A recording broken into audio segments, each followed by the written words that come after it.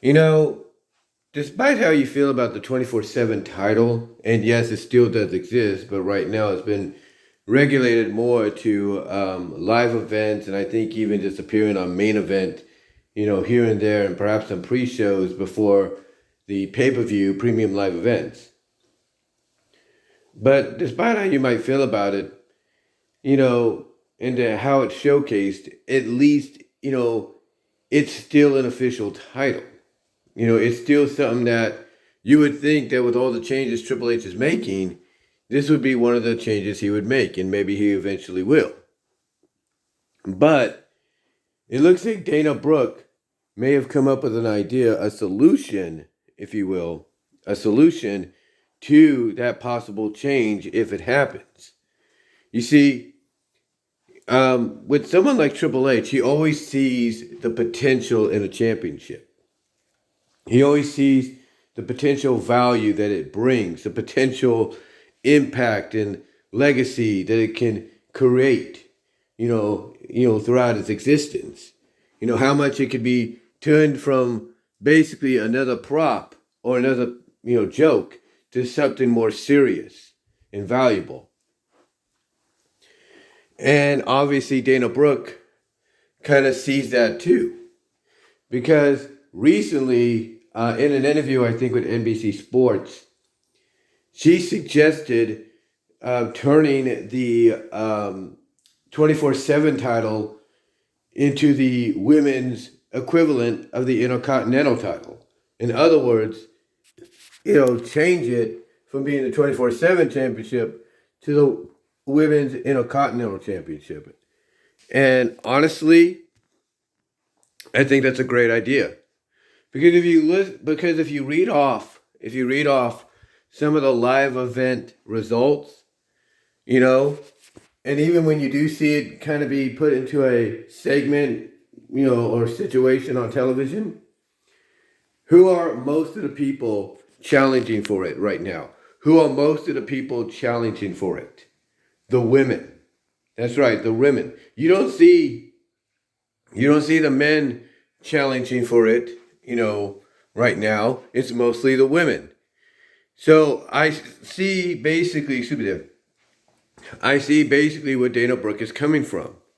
If you're going to have mostly women, now being the ones going after these championships or holding these championships, like a Dana Brooke, like a Tamina Snuka, and whoever else, then why not give it a reason for being, still in existence? Why not give, a storyline and legitimate reason why only the women now are going after this championship?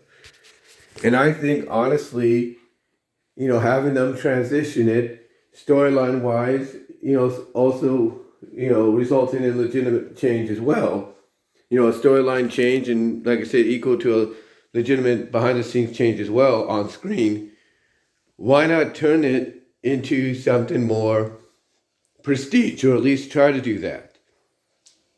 And I think, going the route of turning it into the Intercontinental Championship for the women, I agree with Dana Brooke. I think it's a great move because, she points out the roster is getting bigger, with, a lot of the new faces being called up and coming back, to WWE, that not many women, she even said it, not many women are in tag teams just yet, even though they have tag team titles. So why not complete the set? Why not just give them a secondary title they can go after, if, the SmackDown and Women's Championships, are occupied with, different people in the main event.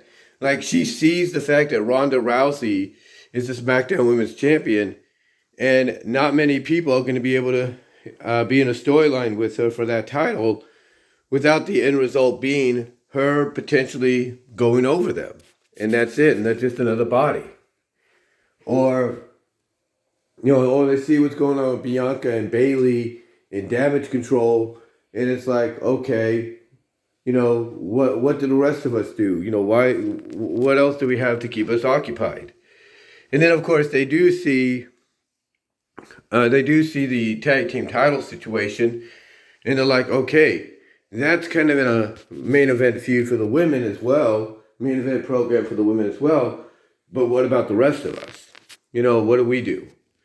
And I see where and I see exactly where she's coming from by, basically wanting to go this route because, now not only would you give the women more TV time, which they need on the main roster, but now you take a title that was looked at originally as a joke, as something that should have been just trashed.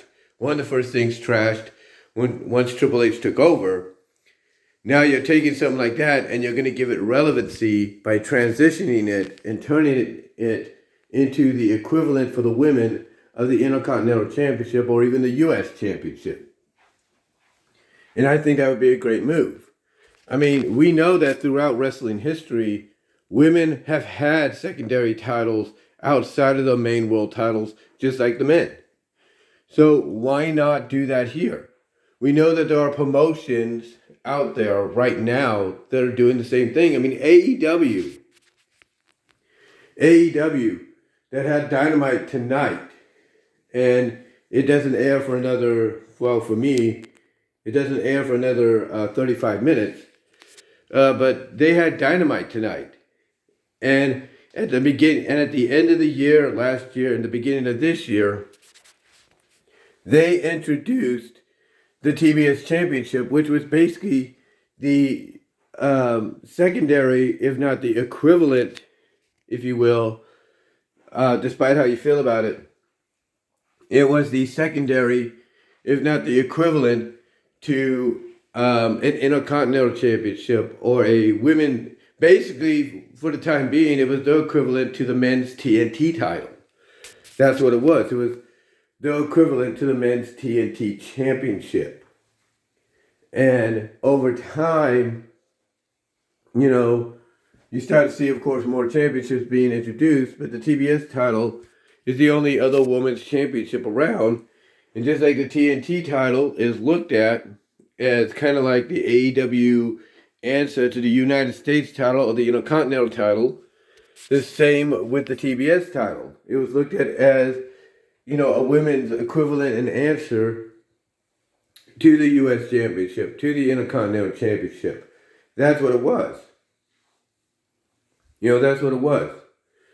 So, basically, long story short, I see, excuse me, I see where Dana Brooke is coming from. I really do. I see where she's coming from. And I could buy it. I really could. I could really buy it. What you would need to do with her, though, as I mentioned, is give her a storyline. Have her show up on Raw. Have her show up on SmackDown. And basically say that, as of right now, the 24/7 title is dead, but in its place, we're going to make history, and now it'll be known as the Women's Intercontinental Championship. Again, makes sense to me. It works out, in my opinion. It gives the other women on this new expanding roster more of an opportunity. And outside of the tag titles, you have another championship that you could float between both rosters. That's right. You have another championship you could float between both Raw and SmackDown, and potentially NXT, but mostly Raw and SmackDown. And you give other women that, don't have anything to do right now, something to actually do besides, just chasing after it at a live event or the occasional main event taping or whatever. You give them something to do. You give them opportunity. You give them storylines to potentially work with. Especially if the championships and stuff right now that they only have in the division as we speak are currently occupied by other people in a main event program. So why not give the women that should be featured more an opportunity? Why not give them basically the equivalent of what people consider the workmen's or the workwoman's championship title? You know, the one that you go out and despite the fact that it's not the championship you want, you know, it's still a championship that you're going to put all your heart and soul into to prove that it's just as prestigious, if not more, than your world championship in your division of your gender. And I say that with all due respect.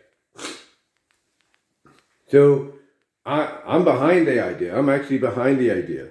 And you know what? I was hoping somebody in the company honestly would suggest that, either behind the scenes or bring it up in an interview or something. I was hoping they would do so. I was hoping someone would say that. I'm just surprised that it's Dana Brooke that said it. No offense to Dana. She's a great talent. She's gotten better over the past several years, and we could see that. But I was thinking maybe someone like a Bailey or Becky Lynch or Sasha Banks or Charlotte would suggest that. But hey, honestly, and I say it with all due respect, no offense, nothing against Dana. Maybe God put her into this position and said, Dana, you're going to be the one that turns that championship into something more for the women. And if that's the opportunity he's blessed her with, and this interview was like the first step to make that happen, I say go for it. If I'm Triple H, I listen to what Dana says. I listen to what I read and listen to what she said in the interview. I talk to her. I talk to the other women, and I make this happen. I make it happen. I give it like I said earlier, I give it a storyline, reason, that also is a legitimate, reason on screen as well to transition. This 24/7 joke of a title, as some people still look at it, as into something more for the women. So we'll have to see what they do. We'll have to see, what they do. But I'm all for it. Like I said, I'm all for it. I'm cool with that. And I'm glad somebody within the company, within the roster, actually finally said something to get the ball started, in my opinion. But what do you think? Do you think Dana Brooke is onto something?